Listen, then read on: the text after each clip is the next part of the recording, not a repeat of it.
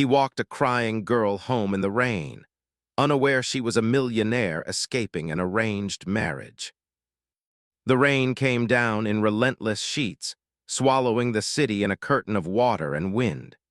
Street lights flickered against the storm, and puddles stretched across the sidewalks like mirrors of chaos. David Carter hunched his shoulders beneath the weight of his hooded jacket as he walked briskly home from his late shift at the public library.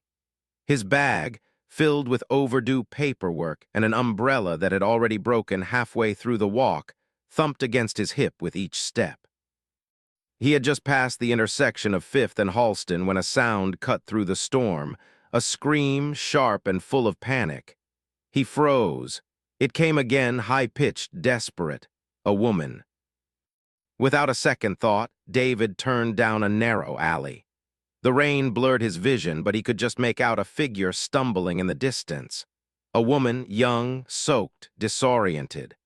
Her coat was torn at the sleeve, hair matted to her face, and she was running. Behind her, 2 men in dark suits surged forward, their movements stiff and purposeful. "Stop," one of them shouted. "Get away from me," she cried, breath ragged, feet splashing through puddles. David's instincts kicked in. He stepped into the alley's mouth, blocking her path.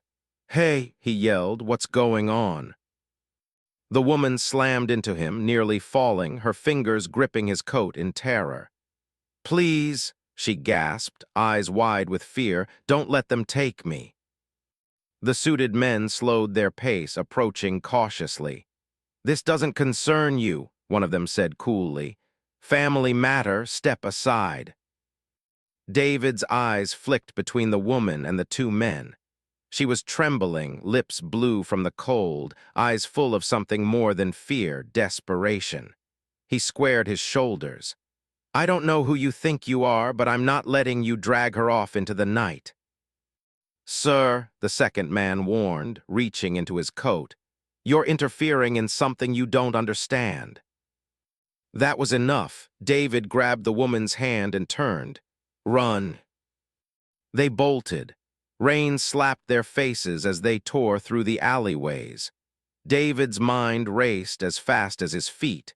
He took every turn he remembered from growing up in this neighborhood, the shortcut behind the bakery, the wooden fence behind the old record shop. The men were close behind, panting. David yanked the girl into a narrow service stairwell beside an abandoned bookstore. She stumbled, clutching his shoulder, her breath shaky. "This way," he urged. They squeezed through a broken metal door and into a darkened storeroom. It smelled of damp wood and dust. David pulled the door shut behind them just as footsteps thundered past outside. He crouched, catching his breath. She leaned against the wall, shivering. "Are you hurt?" he asked. She shook her head. I don't think so." David took off his soaked jacket and draped it over her shoulders. "I'm David," he said. "You don't have to tell me anything, but I need to get you somewhere safe." "I know a place," she murmured. "It's not far." They waited until the footsteps faded, then slipped out the back. Emma led the way through a maze of alleys to a run-down laundromat with a flickering neon sign. She unlocked a side door with a small key she pulled from her boot. The warmth inside was almost startling. She guided him to a cramped storage room in the back with a cot, a desk, and a small heater humming quietly. "This is where you've been staying?" he asked. She nodded, brushing wet hair from her face. "Temporary," she whispered. He wanted to ask questions. Who were those men? Why were they chasing her? What was she running from? But he didn't. Something in her expression told him she had been answering questions her whole life. Instead, he handed her a towel from the corner shelf and knelt by the heater. "Do you have a name?" he asked gently. She hesitated, then met his gaze. "Emma." He recognized it, Lancaster, the same name on newspapers and real estate towers, but he said nothing. "Emma," he repeated softly, "you're safe now." She looked at him like she wanted to believe it, and for the first time that night, she let herself breathe. The rain had finally stopped by morning, leaving the streets washed clean and glittering beneath the early light. In the back room of the laundromat, the air was still damp, but the heater hummed gently as Emma stirred a pot of oatmeal on a small electric stove. David entered, rubbing the back of his neck, freshly showered from the staff locker room at the library across the street. He paused when he saw her. "You didn't have to cook," he said. Emma glanced over her shoulder and gave a small smile. "You let me stay. I wanted to help." He studied her for a moment, barefoot, sleeves rolled up, face soft in the morning light. She looked like someone who belonged, and yet she looked like someone who had never belonged anywhere. They ate in silence, not uncomfortable, just quiet. Afterward, she insisted on cleaning. David had never seen his shelves so organized, his books alphabetized, his mismatched mugs lined up like soldiers. She found a rag and started dusting places he had long since forgotten existed. "Are you always this thorough?" he teased. Emma gave a half laugh. "It helps me think." He didn't press. That was the unspoken agreement between them. He didn't ask, she didn't lie. That afternoon she sat by the window, curled up with a thick paperback from David's bookshelf. She devoured the pages like someone starved for words. "I forgot how much I missed reading," she murmured. "You're welcome to any book here," he replied, "even the ones with coffee stains." She smiled, then asked, "How did you end up working in a library?" David leaned back in his chair, stretching his legs. "My mom used to bring me to the library every weekend. It was our thing, even when we couldn't afford much else." Emma looked up. He continued, "She passed away when I was 16. After that, I guess books became the only place I could still hear her voice." Emma said nothing, just watched him with eyes that no longer looked guarded. "That's her," he added quietly, nodding toward a small photo frame on the shelf. Inside was a black and white picture of a woman in a bookstore, laughing at something just outside the frame. Emma rose, walked over, and picked up the frame gently. Her fingers lingered on the glass. "She looks kind," she whispered. "She was," David said. "Kind, stubborn, too good for the life she had." Emma stared at the photo, her breath caught. She blinked hard, and for the first time since David had met her, her composure cracked, not from fear, not from pressure, but from something deeper. Her voice wavered. "No one has ever spoken about their mother like that in front of me." David frowned slightly, concerned. "Hey, are you okay?" But she was already turning away, eyes brimming with tears she couldn't stop. "I'm sorry," she whispered, pressing the back of her hand to her mouth. David crossed the room in 2 steps. He didn't touch her, only stood near. "You don't have to be sorry." "I don't cry," she said through trembling lips. "Not for me, not like this." He waited, and then the tears came, not violent or dramatic, just quiet, aching sobs that shook her shoulders. David handed her a tissue without a word. She took it gratefully, sitting on the edge of the couch as if she was afraid to let herself collapse. When she finally looked up, her cheeks were damp, but her eyes were clearer. "Thank you," she said softly. "For what?" "For not asking questions I can't answer." He gave her a tired but sincere smile. "Sometimes people don't need answers, they just need space." Emma looked at him, really looked at him for the first time. And in that moment, she realized something she had never thought she would feel. In the middle of a storm, inside a stranger's back room, wearing someone else's sweater. The next Saturday, the sky was overcast but calm, thick clouds hanging low, promising rain but holding off. David glanced at the weather app on his phone and shrugged. Could be worse. Emma stood in the doorway, tucking a loose strand of hair behind her ear. Where are we going? You'll see, he said with a small grin. It's not fancy. I don't need fancy, she replied, then added with a hesitant smile, not anymore. They walked side by side through narrow streets until they reached a busy corner tucked between rows of old brownstones. Music played from a crackling speaker nearby, and the scent of sizzling onions and fried dough filled the air. Emma's eyes widened as she took in the sight before her. A small weekend flea market lined with tents in mismatched colors, tables covered in everything from vintage books to hand-knit scarves to chipped porcelain figurines. Children ran past with sticky fingers. A dog barked happily beside a stand selling roasted corn. There were no designer shoes or velvet ropes here, just people living. David bought 2 steaming cups of chai tea from a stand run by an older woman who greeted him by name. She knows you? Emma asked, amused. I used to help her carry her boxes when I was a teenager, he replied, handing her a cup. She makes the best tea in the city. Emma took a sip and blinked. You're not wrong. They walked slowly, stopping to look at odd little treasures. Emma picked up a tiny brass elephant and turned it over in her palm.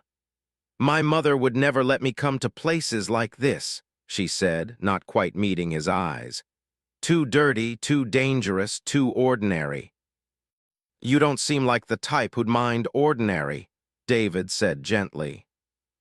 Emma shook her head. I think I've been looking for it all my life. They shared fried dumplings from a food cart, standing shoulder to shoulder beneath a string of colorful lanterns. Emma licked sauce from her thumb, laughing when David handed her a napkin with mock seriousness. As they neared the end of the market, the first drop of rain hit Emma's cheek. She looked up. We might want to find cover, David said, already scanning the storefronts nearby.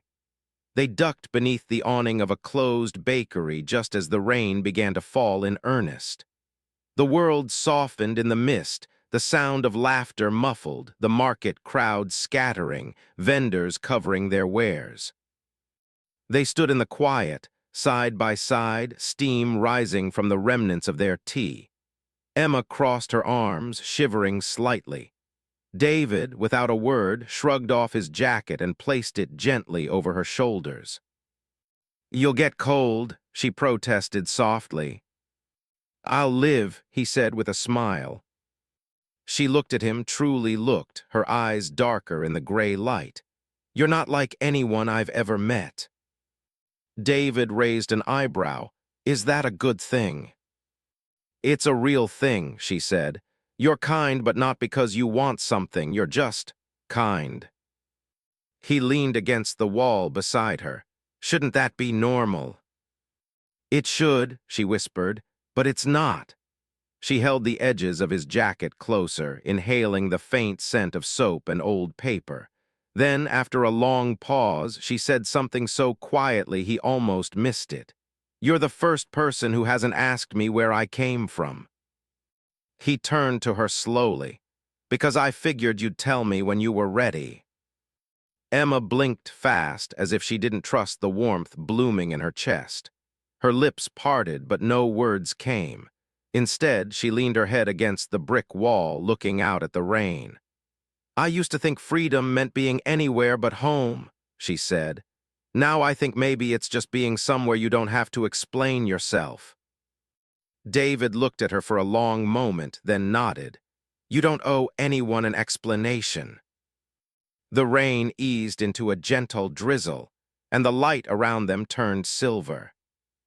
She turned to him, her voice barely more than breath. Do you really mean that? I wouldn't say it if I didn't. She smiled then, small, quiet, but real. The kind that doesn't just reach the lips but warms something buried deep. And in that fleeting moment, under the soft rain and the flickering lights of a closing market, Emma felt something she had long forgotten, the first stirrings of home. The following week brought the first real sunlight in days. Emma, hood pulled low over her face, walked through the corner market with a canvas tote in hand. She moved quickly, trying not to draw attention. Grocery shopping was a small task, something ordinary, but for her it still felt like walking a tightrope. David had asked if she needed anything before leaving for the library that morning. She told him she was fine, and she had meant it, until she saw her own face on a newspaper stand outside the deli. Missing, Emma Lancaster, 25, heiress to the Lancaster Holdings empire. Family offers reward for information. The photo was old, an image from a gala where she wore a silver gown and a smile that never reached her eyes, but it was unmistakably her. A woman exiting the deli glanced at the newspaper, then at Emma. Her eyes narrowed. Emma turned quickly, heart hammering, and walked away fast. She didn't stop until she was back at David's apartment. The key slipped in her hand, her vision blurred. She barely made it through the door before her knees buckled. She couldn't breathe. They knew. They were looking, and someone had seen her. She had brought danger to the only person who had shown her kindness without conditions. The decision came like instinct. She had to leave. By the time David returned from work, Emma had packed half of her things into a duffel. The books she had borrowed were stacked neatly on the table. A small note sat beside them unfinished. He entered quietly, pausing when he saw her standing by the window, clutching the strap of her bag. He didn't speak at first, just watched her. Her hands trembled. "Where are you going?" he asked finally, voice calm. She froze. I have to. He stepped closer. Why? I can't explain. He shook his head. Try. She turned toward him, eyes shining with tears she had been holding back all afternoon. Because they're looking for me. Because I don't belong here. Because you don't know who I really am. David was silent, his expression unreadable. Emma dropped her bag, took a shaky breath, and whispered, "Because I'm afraid. Afraid that when you find out, you'll look at me differently." David's brows drew together. "Emma." She looked away, her voice cracking. "My name is Emma Lancaster." The name hung in the air like thunder. David exhaled slowly. He had suspected, but hearing it from her lips changed everything. She waited for judgment, for anger, for him to step back, but he didn't move.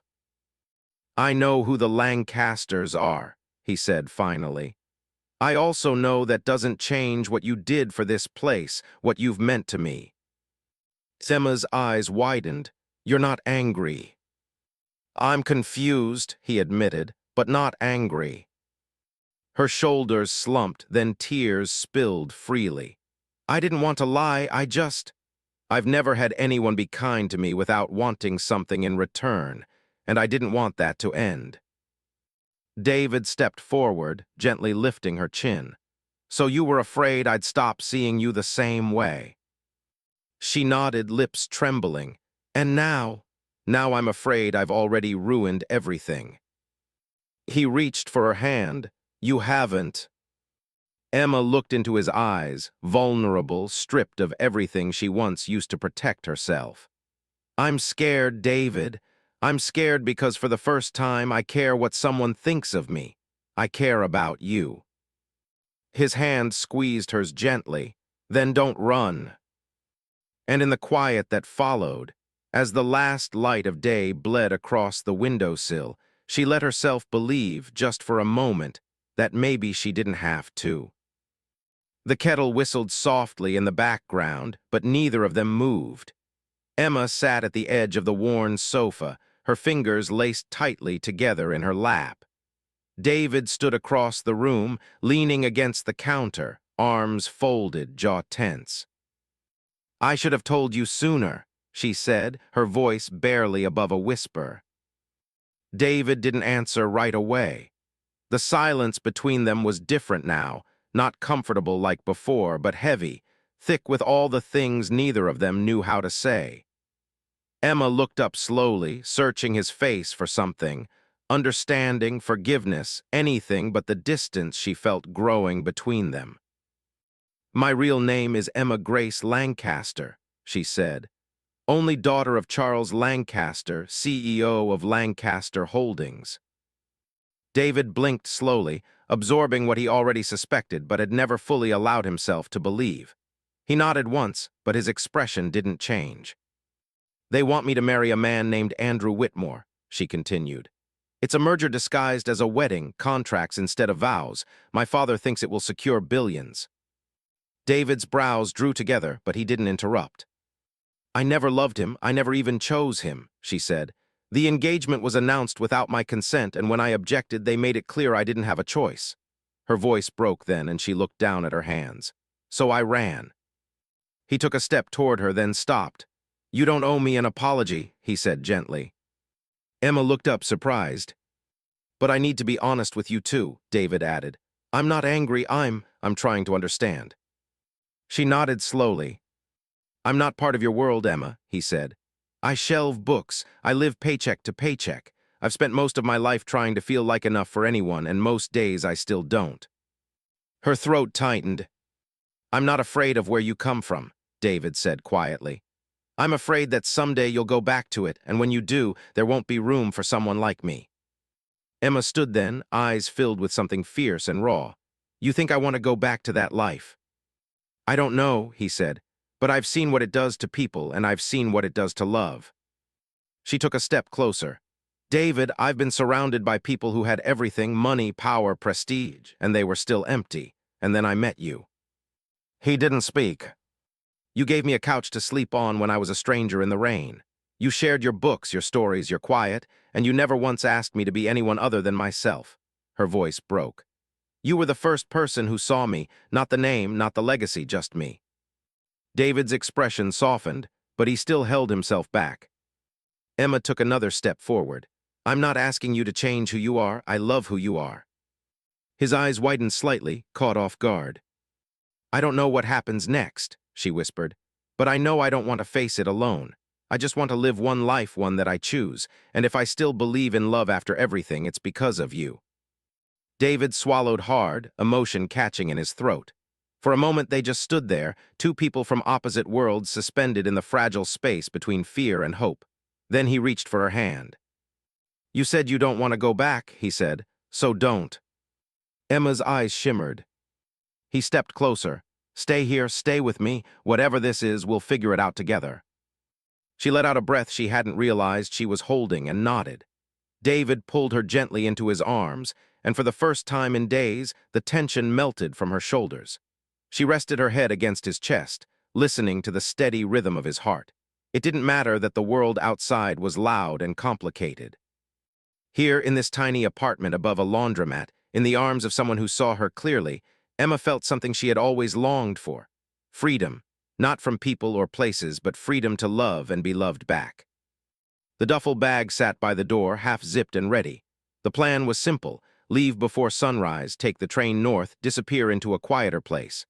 A friend of David's had a cabin 2 towns over, secluded, safe. Not forever, but long enough to think, to breathe, to decide their next step.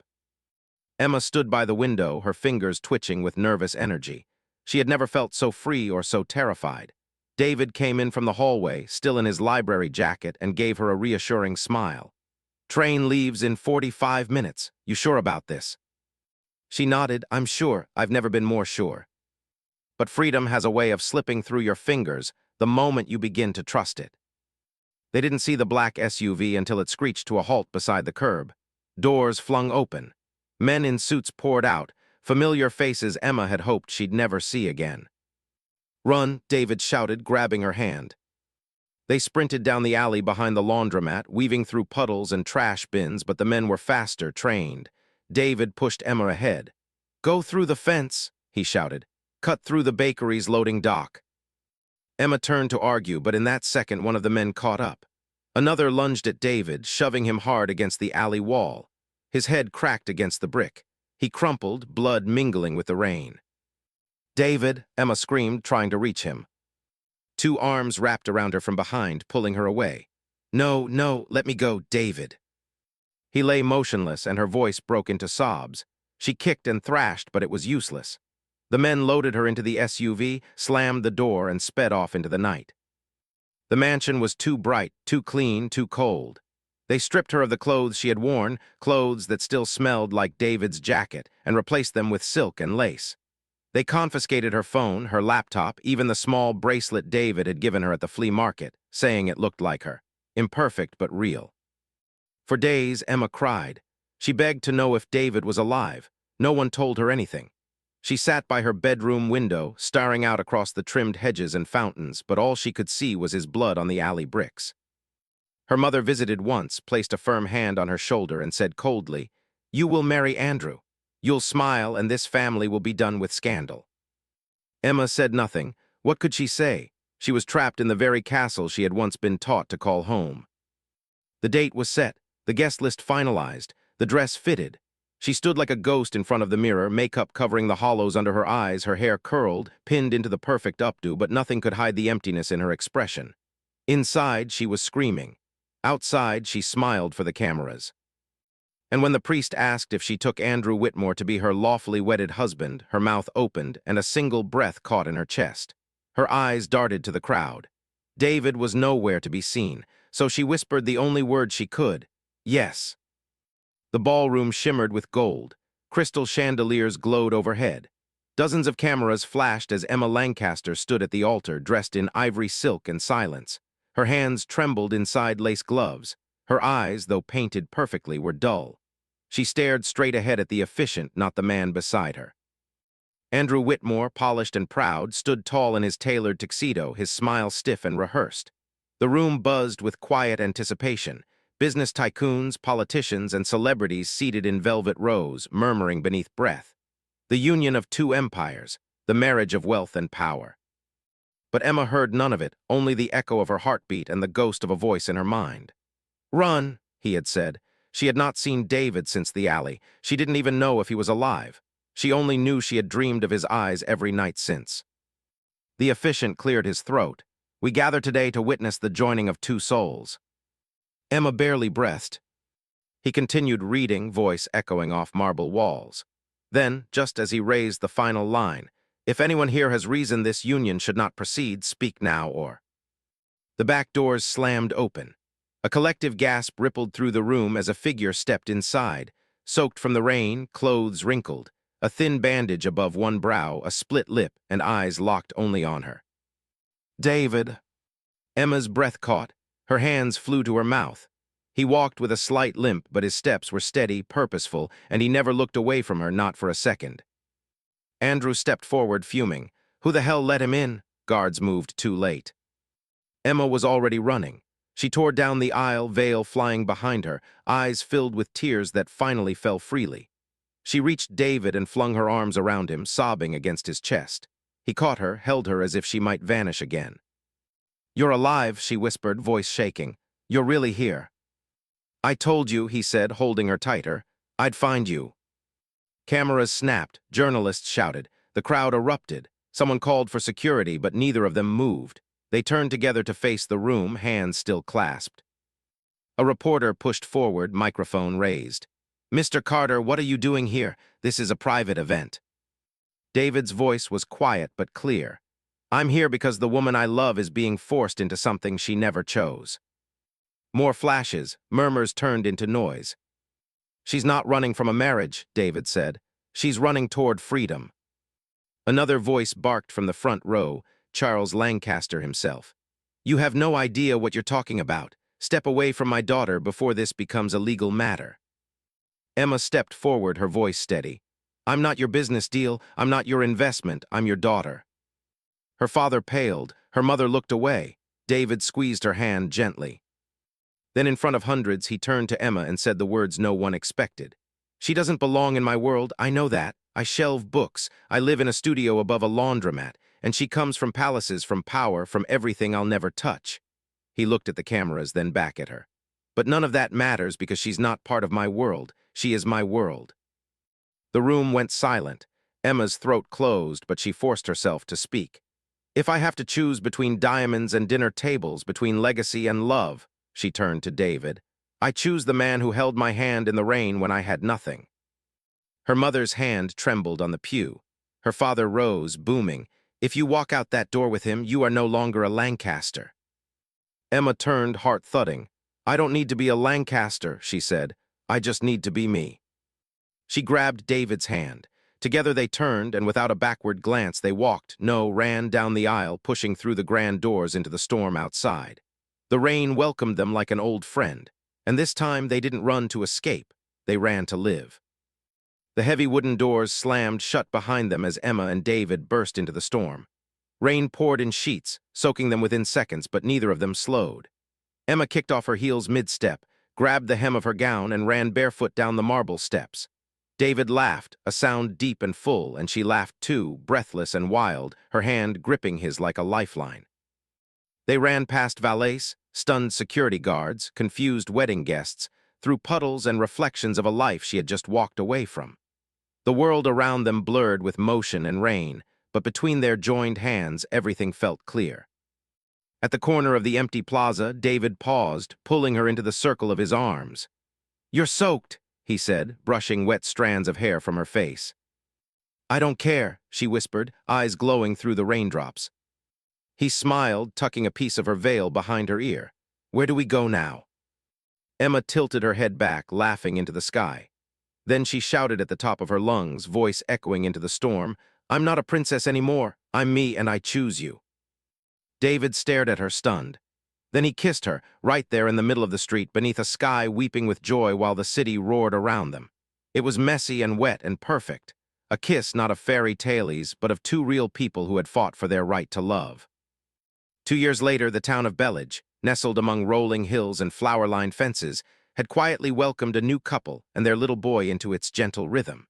The bell above the door of Theo's corner bookshop jingled as Emma wiped down the front window, humming along to the jazz record playing from the back room. Sunlight poured in, catching dust motes in the air, and from the children's corner came a familiar voice. David sat cross-legged on a rug, reading aloud from a picture book, his hair slightly grayer at the temples, his voice full of warmth. And then the bear said, "No matter where we go, home is where the heart is," he read, glancing up at the little boy in his lap. Theo, barely 2 and already with his mother's eyes and his father's curiosity, clapped his chubby hands and pointed at the pictures. "Bear, go home." "That's right," David said, kissing the top of his head. Emma leaned against the doorframe, her heart so full it hurt. There were no security gates here, no press conferences, just books, laughter, and the smell of cinnamon rolls from the bakery next door. Their life was simple, but every corner of it was theirs. A knock came at the door. Emma turned, surprised to see a familiar black town car parked outside. From it stepped 2 figures, her parents. Charles Lancaster stood a few feet behind his wife, his expression unreadable. Her mother, elegantly dressed as always, held a small bouquet of daisies. Emma froze, heart racing. David looked up, eyes meeting hers across the shop. He stood slowly, Theo still in his arms. Her mother approached first, tentative. We thought we'd stop by if that's all right." Emma swallowed hard, nodding. "Of course." Her mother handed her the flowers without a word, then leaned down to look at Theo. "And this must be the famous Theo." Theo, ever friendly, reached out a hand. "Hi." A laugh bubbled up in Emma's chest, soft, unsure. Then her father stepped forward. He looked older somehow, not defeated but quieter. He stared at Theo for a long moment before slowly kneeling down and reaching out his arms. "May I?" he asked. Emma hesitated, then nodded. David gently passed Theo over. Charles Lancaster, the man who once valued image over everything, held his grandson like he was the most fragile, most priceless thing in the world. For a long time he said nothing. Then softly, his voice breaking in a way Emma had never heard before, he murmured, "He looks like you." Emma's eyes filled with tears, not because she needed their approval, but because sometimes love has a way of finding its way home even when it starts with a storm. And in that little bookstore where every page whispered of possibility, Emma finally understood. She hadn't just found freedom that night in the rain. She had found everything. Thank you for staying with us until the very last moment of this heartfelt journey. If you've ever felt out of place in a world that demands perfection, if you've ever longed for a love that asks for nothing but your true self, then the story of Emma and David is a gentle reminder. Real love is not defined by status, legacy, or wealth. It's found where your heart is seen, heard, and held. They crossed boundaries, defied expectations, and chose each other, not for what they had, but for who they were. In the rain, through the fear, and into freedom, they found not just love, but home. If this story touched your heart, don't forget to subscribe to Soul-Stirring Stories for more emotional, soul-healing tales like this one. We'll see you in the next story, where love doesn't need to be perfect to be true, and where every moment has the power to change everything.